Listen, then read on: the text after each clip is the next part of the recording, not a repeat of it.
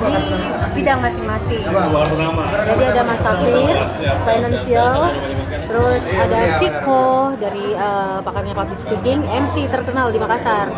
Dan ada Om John Sendra.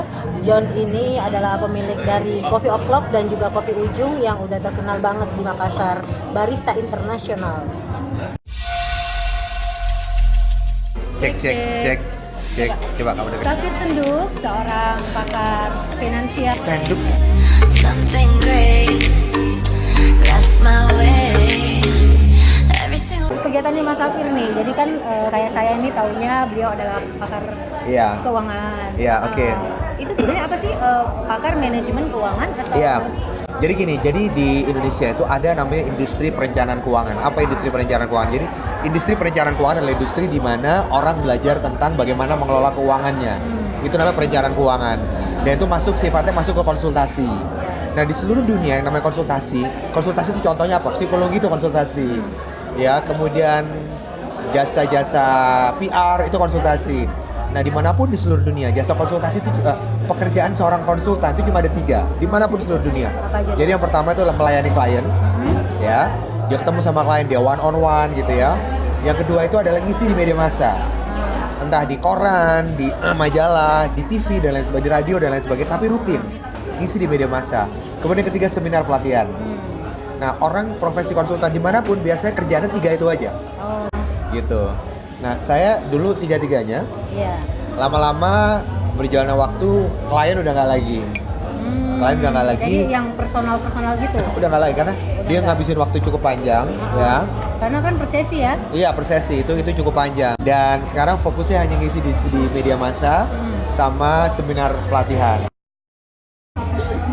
Jadi zaman dulu waktu saya masih di Mari, saya masih Iya. ingat sekali Mari Murad Indah ya. Iya, iya. Yang dulu kita karyawan nih ceritanya. Waktu itu sempat ada kepikiran buat undang Mas Safir. Oh, oke. Buat ngisi semacam mini talk show atau Iya, apalah iya, gitu. iya, iya. Cuman setelah Apa? tanya-tanya ke manajemen, wow ternyata Oh, harga. tarifnya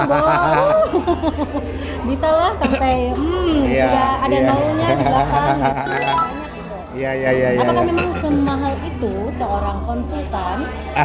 Ini pertanyaan bagus ya. Ini pertanyaan bagus.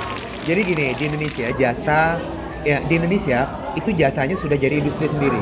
Jadi pembicara itu udah jadi industri sendiri. Namanya industri public speaking. Iya. Nah, public speaking industri ini ada yang keuangan. Topik public speaking yang paling tinggi permintaan itu motivasi.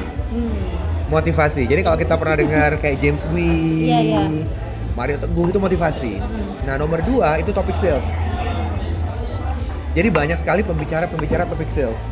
Ya, bagaimana cara supaya bisa punya sales yang bagus, karyawan, bagaimana caranya mendekati prospek itu nah seperti itu. Kesehatan mungkin nomor 2 atau nomor 3. Jadi dokter-dokter itu laku. Iya. Laku. Iya. Jadi seringkali di Indonesia dokter yang seringkali bagus di konsultasi belum tentu ketika dia jadi pembicara di seminar kesehatan dia bagus. Karena untuk dia berbicara di seminar kesehatan dia kan butuh kemampuan komunikasi, Percaya diri, percaya menghadapi diri. orang banyak. Seperti itu.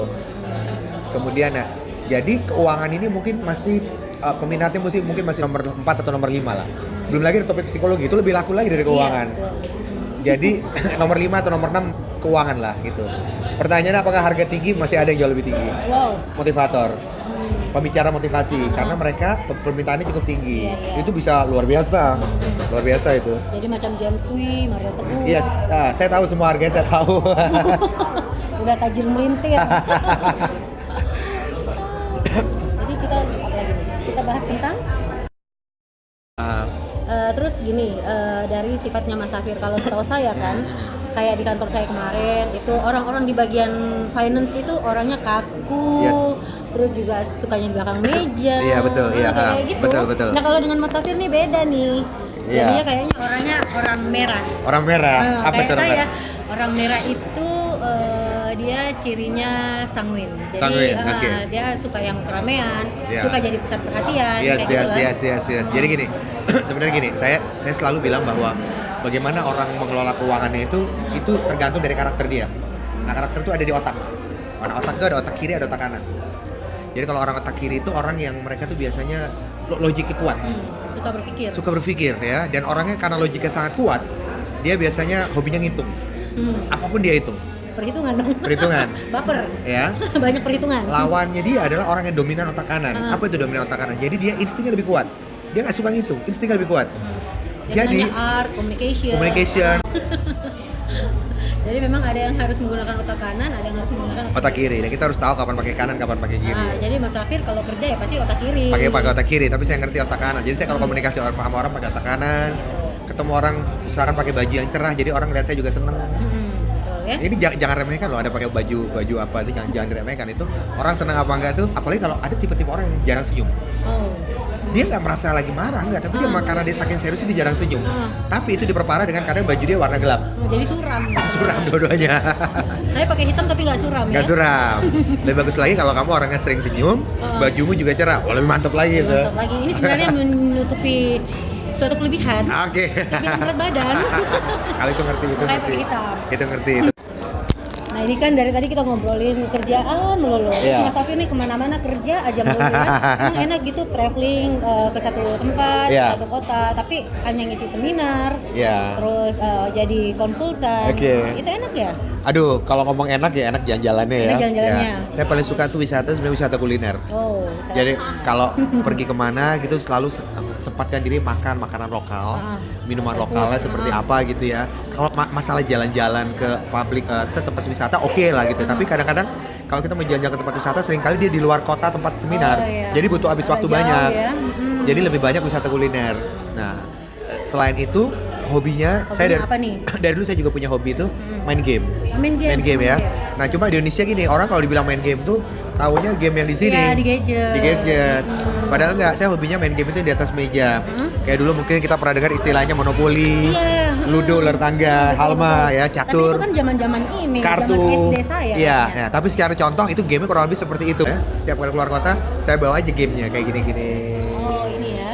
Kayak gini-gini. Ini kalau ini game gini cewek-cewek seneng nih. Ini main cepet-cepetan ini ya.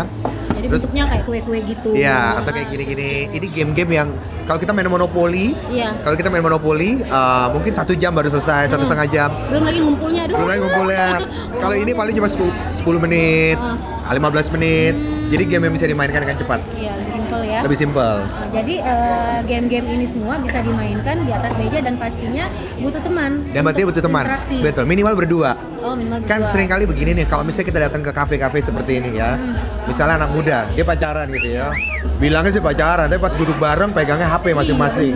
Iya, Ya, HP masing-masing. Jadi quality time-nya nggak ada dong. Quality time nggak ada, dan jangan salah, kadang-kadang keluarga juga gitu. Iya. Suami istri 2 anak. Kayak kamu juga gitu. Ya kan, seperti itu. Itu sebetulnya sebenarnya gini, bisa dimengerti. Karena apa yang ada di layar tuh menarik gitu ya. Tapi kadang visual menarik ya, selalu menarik.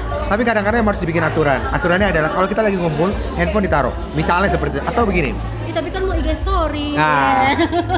Mau update status dulu. Iya. Jadi saya bikin aturan gini, kalau saya sama teman-teman atau sama keluarga, ini taruh bawah nih kalau di tempat makan. Ngecek nggak apa-apa, tapi ngeceknya di bawah. Jangan ngeceknya begini. Oh, gitu. Karena kalau ngeceknya gini, ini kan ganggu interaksi. Gitu kan. Jadi itu tips ya. Tips ya, jadi ngeceknya di bawah. Habis itu secara psikologis karena ngeceknya di bawah, kita akan oke udah selesai. Terusin lagi. Gitu ya. Dan kadang-kadang saya bawa game yang seperti ini, game yang 10 menit selesai.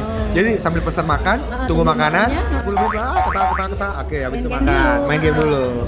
Asik dong Tipsnya ya. kurang lebih kayak begini. Biasanya umumnya kita secara sosial, kita umumnya akan bergaul dengan orang yang menurut kita nyaman. Iya, Ya, betul. contoh gini ya. Jadi misalnya gini, misalnya kayak Alifa misalnya ya. Dia misalnya apa kelas berapa? Tingkat berapa? Tingkat Semester 4. semester 4 berarti tahun kedua. Iya. Biasanya seorang mahasiswi dia akan nyaman nyambung ngobrol dengan mahasiswi juga. Iya. Oke, gitu. Nah, jadi kadang-kadang ini bisa mempersatukan itu. Game-game itu bisa mempersatukan. Kita main, kita relax, Iya. ngobrol lebih enak. Jadi ini sebenarnya icebreaker juga sih. Oh gitu, icebreaker ya. Icebreaker juga. Jadi bisa langsung lebih akrab setelah main game. Setelah main game, betul.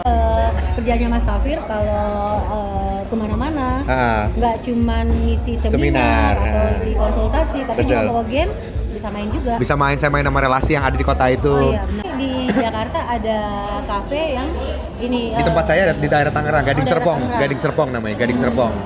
Ada kafe yang lengkap dengan board gamenya. Lengkap dengan board gamenya. Nah, ada. Namanya apa? Citras Place. Citras Place. Citras Place. Jadi IG-nya ada juga. Instagramnya. Jadi saya eja nih Citras Place. CITRAS Place, tempat Citras Place. Oke, jadi Seperti buat itu. yang pengen main game tapi juga menikmati menu-menu yang Iya. enak-enak pastinya ya. Iya. Jadi kalau Anda punya Instagram jangan lupa di follow ya. Citras Place. di Instagramnya. Di Instagram. Kalau Instagramnya Mas Safir sendiri, Safir Senduk. Safir Sendo. Safir Senduk. Ah.